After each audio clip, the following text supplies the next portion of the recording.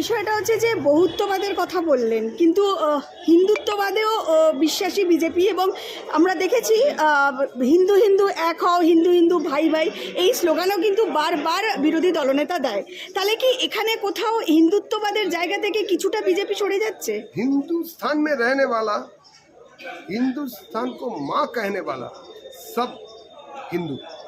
হিন্দুস্তানে যারা আছেন, হিন্দুস্তানকে যারা মা বলে মানেন, যারা বন্দে মাতরম মন্ত্র বলতে অস্বীকার করেন না, যারা মনে করেন এই মাটি তাদের পিতৃপুরুষের মাটি, যারা মনে করেন এই মাটিতেই তাদের স্বর্গ, যারা মনে করেন এই মাটির সংস্কৃতি তাদের পূর্বপুরুষের শুধু সংস্কৃতি নয়, তাদেরও সংস্কৃতি, যারা এই দেশের নামে নাম রাখতে পারেন, দেশের ভাষায় কথা বলেন, তারা সবাই হিন্দু।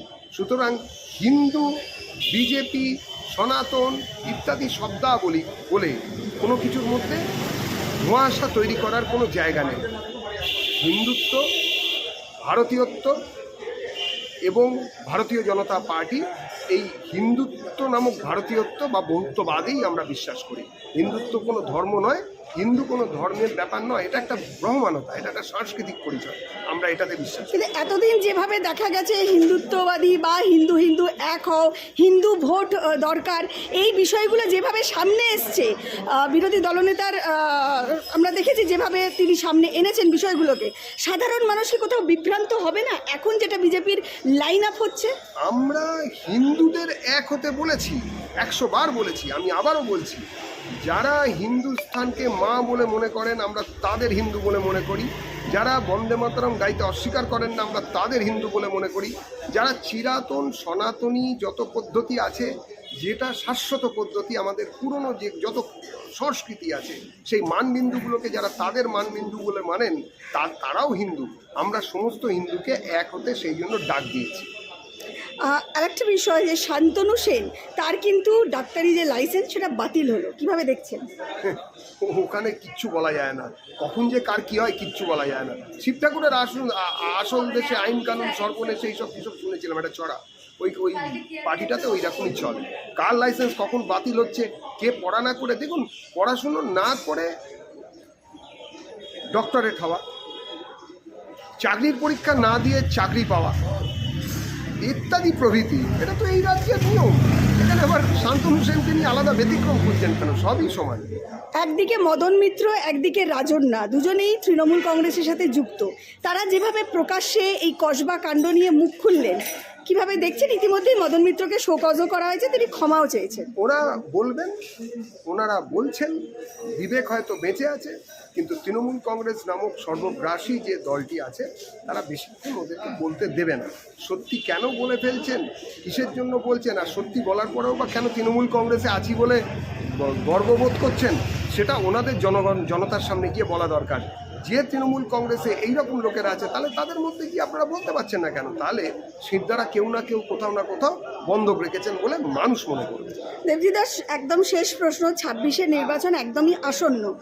আমরা যেরকমভাবে দেখেছিলাম 19-এ একটা বিশাল লড়াই হয়েছিল এবং তারপরে 19টা আসনও পেয়েছিল বিজেপি। সেখান থেকে দাঁড়িয়ে বিভিন্ন কর্মসূচি তখন হতো, যেমন নবান্ন অভিযান থেকে শুরু করে একাধিক কর্মসূচি।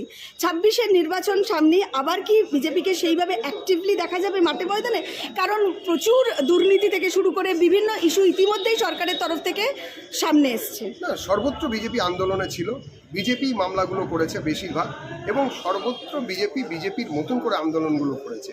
হতে পারে সেটা মিডিয়ার অপছন্দ হয়েছে, মিডিয়া হয়তো তাতে খুব বেশি খোরাক পায়নি, কিন্তু বিজেপি চেষ্টা করেছে বিজেপির মতন করে তার ক্ষমতা অনুযায়ী, তার বিচারধারা অনুযায়ী আন্দোলনগুলোকে ঠিক জায়গায় নিয়ে যেতে, লক্ষ্য ভেদ করতে তারা পেরেছে। সেই জন্যই 26-এ মানুষ বিজেপিকেই নিয়ে আসবেন এই রাজ্যের ক্ষমতায়, এটা ঠিক। আপনি একজন পেশায় আইনজীবীও, কি মনে হয় এখন কি একটু রাজনীতিটা বেশি মাত্রায় হাইকোর্ট বেষ্টিত হয়ে গেছে? কারণ বিভিন্ন কারণে দেখা যায় কিছু হলেই এখন হাইকোর্টে ছুটতে হয়।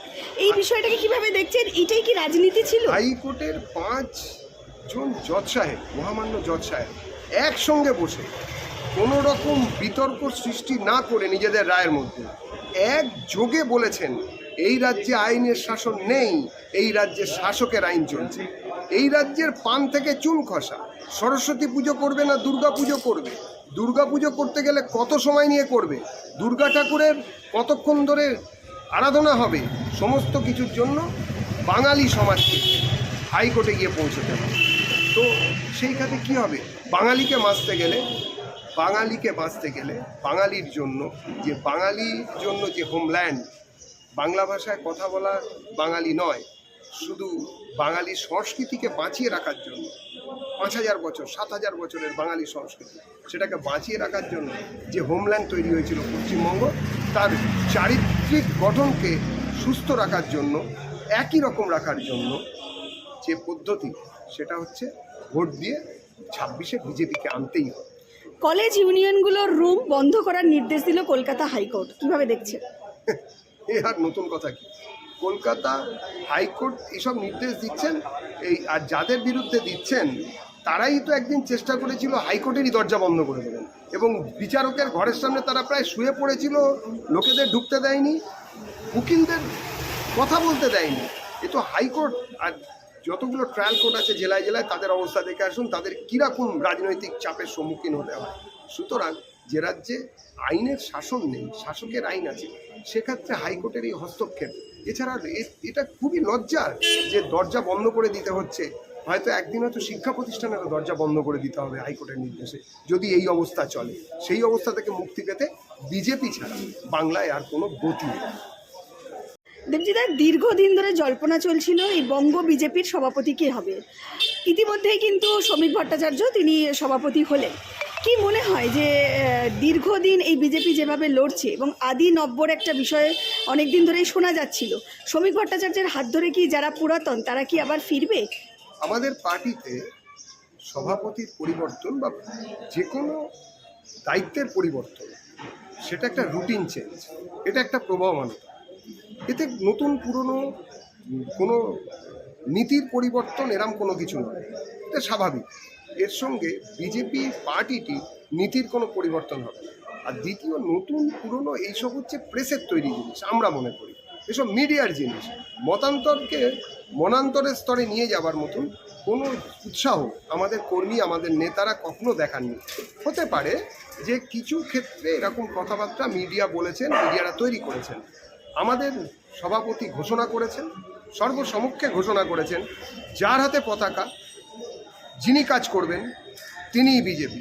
কিন্তু বিভিন্ন সময়ে দেখা গেছে বহুদিন ধরে বা এর আগের নির্বাচনেও যারা পুরনো কর্মী ছিল বা যারা পুরনো দায়িত্বে ছিল তাদেরকে সেইভাবে অ্যাক্টিভলি রাজনীতিতে সামনে ভাবে দেখা যায়নি, সেই নিয়েই এই জল্পনা শুরু। তাহলে কি আবার তাদেরকে সেইভাবে দেখা যাবে? বিজেপির যারা পুরনো কর্মী তারা জানেন কখন ঘর থেকে বেরোতে হয়, কখন রাজনৈতিক আন্দোলনে ঝাঁপাতে হয়, ভোটের সময় কি করতে হয়, কিভাবে করতে হয়, তারা সেটা তাদের মতন করে করে। এখানে নতুন সভাপতি এলেন, পুরনো সভাপতি গেলেন, এরম কোনো বিষয় নয়। তবে একথা ঠিক, শ্রমিকদা, আমাদের শ্রমিকদা এই বিজেপির বহু পুরনো ঘোড়া, বহু যুদ্ধের ঘোড়া। তার আমলে তিনি অনেককেই নামে চেনেন প্রত্যন্ত এলাকার মানুষদের। সুতরাং এই কাজে হয়তো আপনাদের মনে হতে পারে যে একটা গতি আসছে, আমাদের এই গতি ছিলই, গতি ভিন্ন, আমাদের কোনো গত্যান্তর নেই। দেবজিদা, জয় শ্রীরাম স্লোগান সবসময় উঠত বিজেপির বিভিন্ন জায়গায়। এবারে একটা অদ্ভুত চিত্র দেখা গেল, মঞ্চে দেখা গেল মা কালীর ছবি।